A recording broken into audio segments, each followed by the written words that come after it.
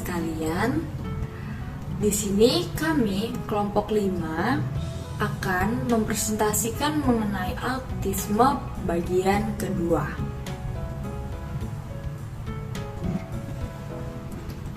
Adapun anggota kelompok kami yaitu yang pertama Feren dari EDI 1, kemudian Dri Agnes Limban Gaul dari EDI 1, Ripka Devina Cahyani, saya sendiri dari EDI 1, dan Virginia Lenora Nahumuri dari EDI 1. Kita beralih kepada daftar isi presentasi. Adapun topik bahasan yang akan kami presentasikan yaitu yang pertama, review pengertian autisme, kesulitan belajar autisme, strategi secara umum, contoh penerapan strategi, wawasan Kristen Alkitabiah, studi kasus, dan yang terakhir kesimpulan. Yang pertama, kita akan masuk ke dalam review pengertian autisme. Autisme adalah suatu gangguan perkembangan secara menyeluruh yang mengakibatkan hambatan dalam kemampuan baik itu intelektual, komunikasi, ekspresi, sosial, dan perilaku. Sehingga memiliki sikap yang acuh, suka menghindar, dan tidak merespon kontak sosial. Pada umumnya, penyandang autis ini mengacuhkan suara, penglihatan, ataupun kejadian yang melibatkan diri mereka sendiri. Dan mereka menghindari atau tidak merespon kontak sosial, misalnya pandangan mata atau sentuhan fisik. Adapun kesulitan-kesulitan yang dialami oleh para autisme yaitu yang pertama, kesulitan dalam pelajaran bahasa. Kemudian cenderung mengulang hal-hal yang serupa.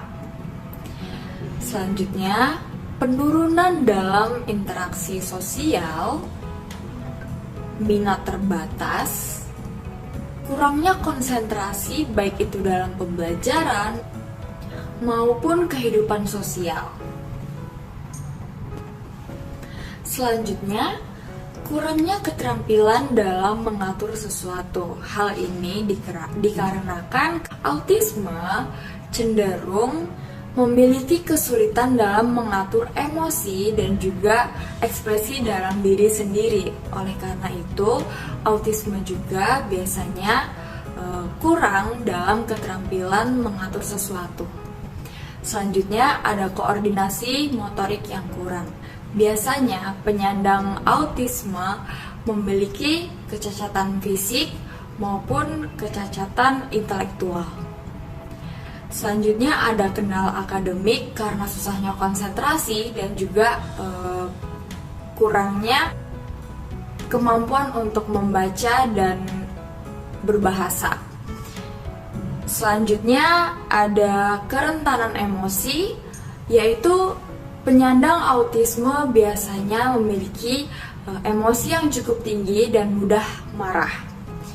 Yang terakhir yaitu kepekaan atau sensitivitas motorik. Hal ini kurang karena seperti dijelaskan pada sebelumnya bahwa autisme memiliki kurangnya kepekaan dan juga kurangnya sensitif baik itu motorik dari sosial. Setelah kita melihat 10 kesulitan belajar anak autisme, kita melihat secara umum strategi pengajaran autisme. Anak autisme membutuhkan penanganan individual yang intensif atau sering. Kemudian dari situ kita memulai belajar berbagai keterampilan. Kemudian ujungnya adalah kemandirian hidup. Dari situlah kita akan melihat kurikulum yang sesuai dengan anak autisme. Kurikulum tidak bisa disamakan dengan anak pada umumnya. Jadi, Kurikulum yang disusun harus secara bertahap, dimulai dari tahap yang paling mudah, tahap yang sedang, kemudian tahap lanjutan. Kita akan melihat strategi-strategi yang digunakan.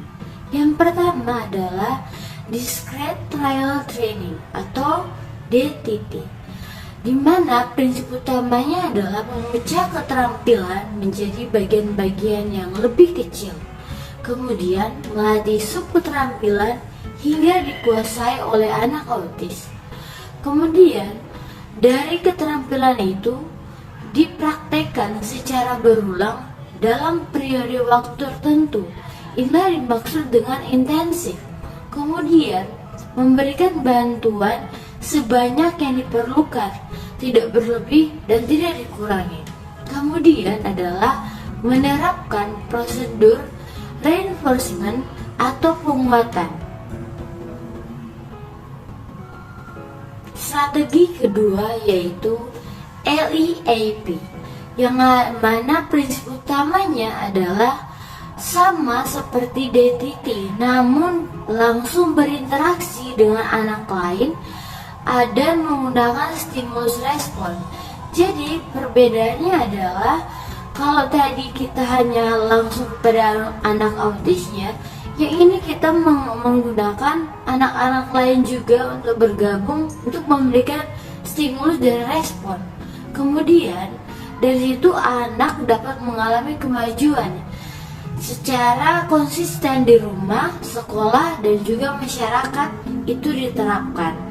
Kemudian anak dapat saling belajar melalui teman-teman sebaya. Strategi ketiga yaitu TEACCH,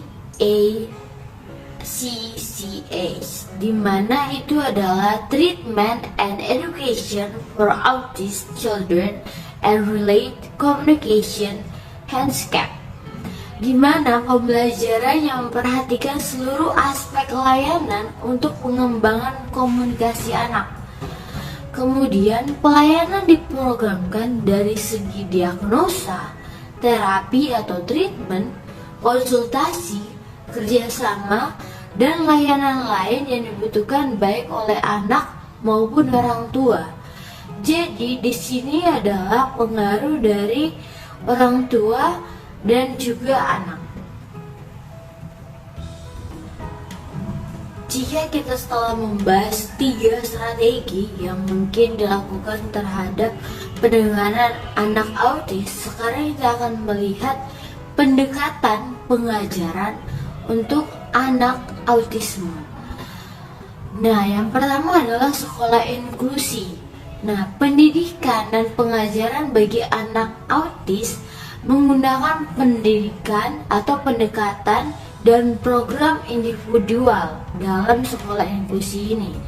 Kemudian, metode yang digunakan adalah merupakan perpaduan dari metode yang ada, di mana penerapannya disesuaikan kondisi dan kemampuan anak serta materi dari pengajaran yang diberikan kepada anak. Nah, kemudian metode dalam pengajaran anak autis adalah metode yang memberikan gambaran konkret tentang sesuatu, sehingga anak dapat menangkap pesan, informasi, dan pengertian tentang sesuatu yang akan dipelajari tersebut. Jadi, ketika kita ingin mengajarkan sesuatu, maka di situ akan tekankan hal-hal konkret yang berkaitan dengan pengajaran tersebut atau materi tersebut. Selanjutnya kita akan membahas metode yang sering digunakan untuk menangani anak berkebutuhan khusus, yaitu autis, yakni DTT atau Discrete Trial Training. Nah, metode ini dibagi menjadi 3 bagian, yakni tahap awal, tahap menengah, dan tahap lanjut. Di tahap awal kita akan mengenal anak, menciptakan hubungan yang hangat, santai, dan mendukung anak.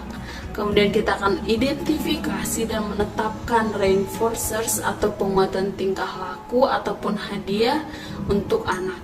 Kemudian kita akan menemukan kekuatan dan kelemahan dari si anak, dan kemudian instruksi dapat diikuti langsung dengan pemberian hadiah. Selanjutnya di tahap menengah, kita akan mulai belajar komunikasi, bermain, dan bantu diri, dan keterampilan sosial. Kita akan mengajarkan ini pada anak. Kemudian kita juga mengajarkan konsep abstrak yang dipecah ke tahap yang sistematis. Kemudian kurikulum disesuaikan dengan kebutuhan anak. Kita juga mengajari mereka berinteraksi dengan teman sebaya dan setting sosial, serta anak sudah dapat dimasukkan ke sekolah.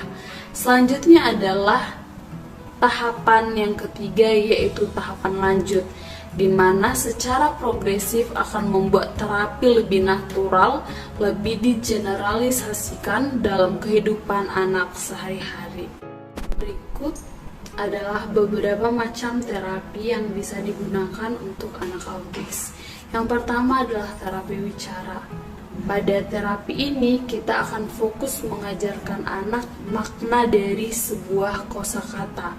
Kenapa? Karena anak autis itu cenderung membeo tanpa mengetahui maknanya. Jadi kita perlu memberikan pemahaman apa makna kata tersebut sebelum kita mengajarkan pengucapannya kepada anak. Kemudian yang kedua adalah terapi bermain. Nah, pada kesempatan ini kita bisa menjalin komunikasi kepada anak menggunakan alat-alat bermain sehingga interaksi sosial anak dapat lebih hidup. Selanjutnya adalah terapi fisik. Nah, ini biasa digunakan untuk anak-anak yang mempunyai gangguan perkembangan dalam motorik kasarnya. Fisioterapi dan terapi integrasi sensoris akan sangat banyak membantu untuk menguatkan otot-otot anak dan memperbaiki keseimbangan tubuhnya. Kemudian selanjutnya terapi kemampuan sosial. Nah, ini merupakan kekurangan mendasar dari anak autis sehingga terapis dapat membantu memberikan fasilitas anak untuk bergaul dengan orang lain agar anak mulai berbicara dengan teman sebayanya, dan jangan lupa terapis harus tetap mendampingi anak dan mengajari dia bagaimana cara-caranya. Begitu pula dengan kemampuan atau terapi yang selanjutnya, yaitu terapi kemampuan sosial ini. Anak akan mencoba untuk berinteraksi dengan orang-orang lain, dimulai dengan orang-orang di sekitarnya, dimulai dengan terapinya terlebih dahulu juga. Kemudian yang selanjutnya adalah terapi perkembangan. Terapi perkembangan ini bertujuan untuk membangun minat, kekuatan, dan perkembangan anak. Meski terkadang terlihat bertolak belakang dengan terapi tingkah laku, terapi ini biasanya dilakukan untuk mengajarkan keterampilan khusus pada anak seperti mengikat tali sepatu, cara menggunakan sendok dan garpu saat makan, dan cara menggosok gigi. Nah, di sini anak akan memperkuat minatnya dan kemudian ini akan membantu dia dalam kemampuan sosialnya. Selanjutnya terapi okupasi ini berfokus membentuk kemampuan hidup sehari-hari karena anak autis biasanya mengalami perkembangan motorik yang lambat, maka terapi okupasi ini sangatlah penting. Hal ini merupakan teknik yang membantu penderita autis mengatasi hipersensitivitas terhadap suara, cahaya maupun sentuhan. Dan yang selanjutnya adalah terapi biomedikal.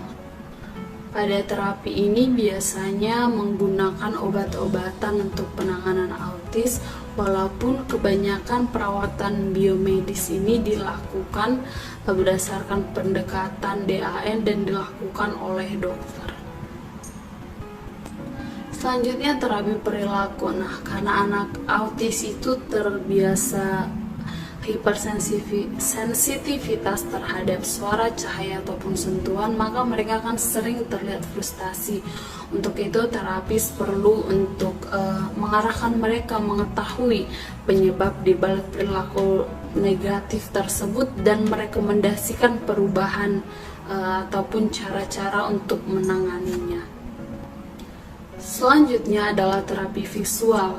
Banyak dari penderita autism merupakan pemikir visual, sehingga boleh disesuaikan dengan cara belajar mereka, yaitu menggunakan video, sehingga mereka bisa menggunakan ataupun menampung kelebihan mereka di bidang visual dan dapat digunakan untuk membangun keterampilan dan komunikasinya. Selanjutnya adalah terapi sensori integrasi. Nah, ini merupakan koordinasi dari setiap sensor yang anak miliki untuk melatih kepekaan mereka, kepekaan daya indera mereka dari pendengaran, penglihatan maupun perabaan. Selanjutnya, prinsip-prinsip pendidikan dan pengajaran. Yang pertama, terstruktur.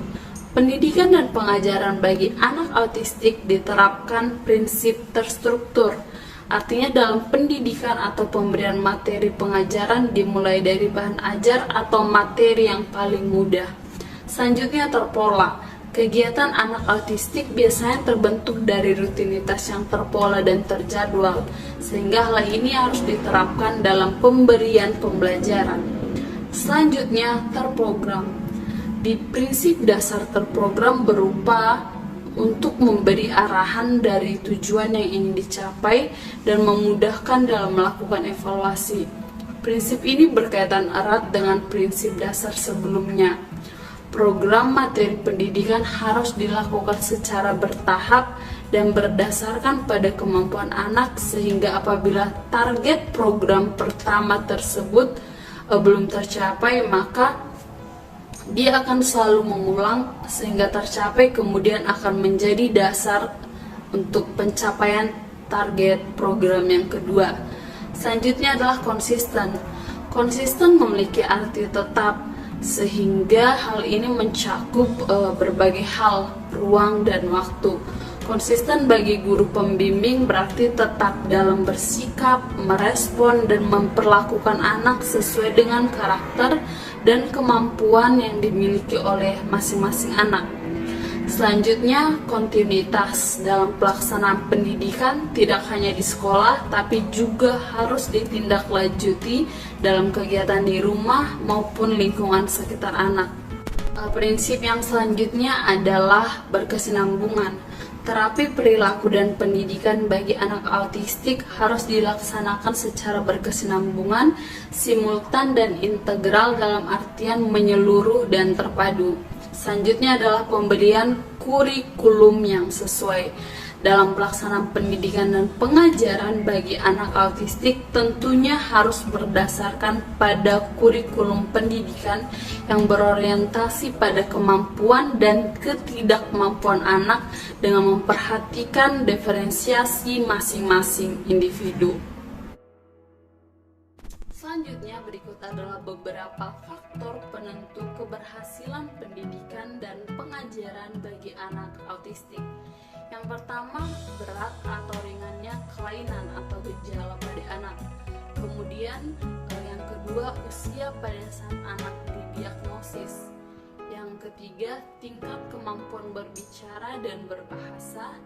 Keempat, tingkat kelebihan atau strength dan kekurangan atau weakness yang dimiliki oleh anak. Yang kelima, kecerdasan atau IQ anak. Yang keenam, kesehatan dan kestabilan emosi anak. Yang ketujuh, terapi yang tepat dan terpadu meliputi guru, kurikulum, metode, sarana pendidikan, lingkungan, keluarga, sekolah, dan masyarakat. Selanjutnya kita masuk ke dalam pembahasan studi kasus yang terdapat dalam sekolah inklusi. Adapun kami menemukan kajian pengelolaan kelas anak autis di SD Negeri Inklusi Surabaya. Penulis dari jurnal tersebut ialah Deta Rangga Trinugraha. Dalam hal ini kami menemukan di dalam jurnal bahwa strategi yang digunakan untuk melaksanakan pengajaran atau kelas anak-anak autis ini ialah pengaturan ruang kelas yang sesuai. Dalam hal ini, guru memperhatikan dan juga mengatur bagaimana letak ventilasi, ruang kelas seperti tempat duduk untuk siswa-siswa dari penyandang autis tersebut, kemudian juga penempatan dari fasilitas-fasilitas lainnya sehingga dapat mendukung pembelajaran yang akan diikuti oleh siswa-siswa autis tersebut. Jika sebelumnya kita sudah melihat studi kasus yang terdapat dalam sekolah inklusi, kali ini kita akan melihat studi kasus dari sekolah SLB, bagaimana mereka mengatur strategi untuk pengajaran di dalam kelas mereka. Dalam hal ini kami menemukan jurnal berjudul Strategi Pembelajaran Anak Autis di SLB Autisme Yoga Semara, Semarang. Adapun penulis dari jurnal ini adalah Titi Ivoni dan juga Lilik Desmawati. Dan kami menemukan strategi yang digunakan di dalam kelas atau sekolah SLB tersebut ialah strategi DTT seperti yang sudah dijelaskan di slide sebelumnya atau di penjelasan sebelumnya. Selanjutnya kita akan membahas wawasan Kristen Alkitabiah yang berkaitan dengan autisme ini. Kami menemukan di dalam Alkitab terdapat di dalam Roma 8 ayat 28 dikatakan bahwa kita tahu sekarang bahwa Allah turut bekerja dalam segala sesuatu untuk mendatangkan kebaikan bagi mereka yang mengasihi Dia, yaitu bagi mereka yang terpanggil sesuai dengan rencana Allah. Kita tahu bahwa usaha dan niat itu dibutuhkan untuk menolong para penyandang autis menemukan karunia-Nya masing-masing. Tetapi dalam melakukan hal ini, tantangan kita adalah untuk fokus pada apa yang bisa dilakukan oleh individu-individu tersebut.